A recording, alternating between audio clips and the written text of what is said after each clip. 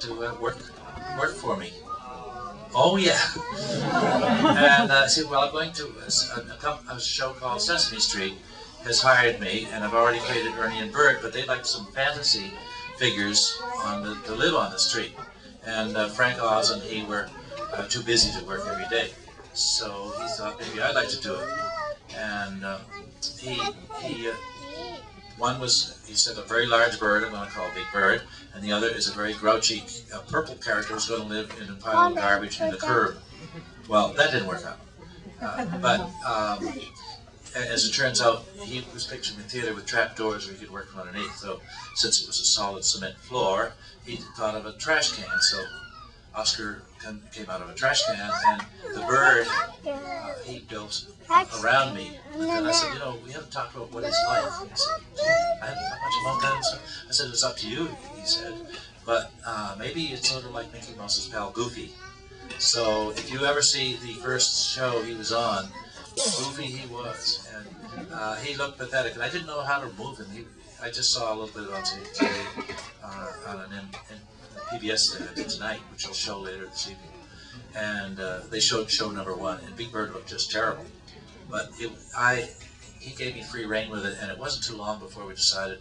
I thought that since one of the shows that came along, he was trying to follow some children to a daycare center. They told him he couldn't go. But I said, you know, it'd be better if he was a kid. From there on, he got younger and younger. And instead of Mickey Mouse's pal Goofy, he was a 4.5-year-old. And then he grew up to 6. And for 32 years, he's been 6. Do you feel like you created the persona of Oscar as part of his personality? Yeah, he said he'll be grouchy, and of course the script suggests the way you should go. But he pretty well ended up the way he is now. I think it's my dark side. It's lady next to him. I'm losing my question. How much of what you do on Sesame Street is scripted and how much of it is improv? Well, a great deal of it, every scene is, of course, scripted. But we've been, the producers always give us a great free rein to go, and we're a bunch of jokers, the puppeteers, and if we think of something that fits in, it doesn't spoil the story for the kids, we try to put in a lot of jokes for you. But I've always had I've been doing puppet shows at birthday parties, and as soon as I kind of love to play the audience feeds me. And particularly Christmas shows where there's going to be, or any kind of live show where there's grown-ups and children, I've got to do something. It can't be a show that's just strictly Teletubbies. It's got to have something for you.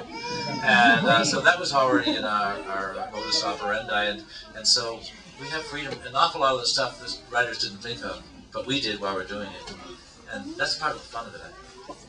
Yes. Yes. I love the most performers with both Sesame Street and Muppet Show and other things. Yes. Were there ever characters that you wish you would have had a chance to do, but couldn't because of the time difference of Big Bird and Oscar on Sesame Street? No, I pretty well like my Sesame Street niche. And the Muppet Show was done in London. And one time, Big Bird was a guest star. And so it was fun to see how they did it, and they worked very differently there. And I enjoyed it, but I really enjoy Sesame Street. And of course, Big Bird has got to go all over the world. For 8 years, I conducted symphonies, and I even conducted standing on the steps of the Sydney Opera House, a collection of clamshells.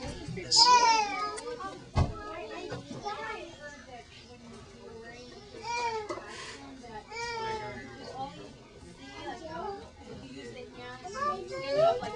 Yes. Well, the question was about how I really operate him. And Big Bird is a huge wall of feathers around me. And I operate it by raising my hand as high as I can in this, where his head is. I'm betraying some of the things to the little ones, but I'll try to speak in adult terms. But there, in my left arm is in the left wing. And from that, I can even move the right wing with a little simple seesaw string that you can barely see. And I can't really see out, but once in a while, if I really have a complex move, we can pull a couple feathers right around here in the neck, and I can just get a little tiny peek hole, and that way I won't walk into the wall, which I'm prone to do. And, but I'm also wearing a tiny television set strapped to my chest, and it's only a 1.5-inch screen. It's not one of those new LCDs because they tip, all of a sudden the picture's negative. I don't like those. And they keep trying to get me to use them. But, so our set's like 20 years old, and when we keep trying to find them on eBay because they haven't made them in 10 years. And it says real tube. So that shows me what you see at home, and that way I can see if Big Bird is talking to Maria or whoever he's supposed to, and often he looks at the camera and talks to the kids at home. And in the how long did it take you to come up with the voices for Big Bird and Oscar? Well, Big Bird was, spoke quite differently, and I already had a dog, Pickle Puss's pal, named, be quiet. And I had a dog named Pistachio, and that's how Big Bird sounded at first, because Pistachio wasn't too bright. But Oscar came about almost immediately. I had no voice for him. I felt that I was a very big fan of the Muppets, and I hadn't been able to come up with a voice that I thought was correct for him until I got in a cab. It was the last minute. Jim wanted to hear the voice because the next day we were taping with show number 1. And I got in a cab, and the taxi driver said, "Where to, Mac?" And I said, "What a voice." And he kept going on about Mayor Lindsay. Let me say mildly, he was not fond of Mayor Lindsay. He had very colorful speech, which would never make our show or here.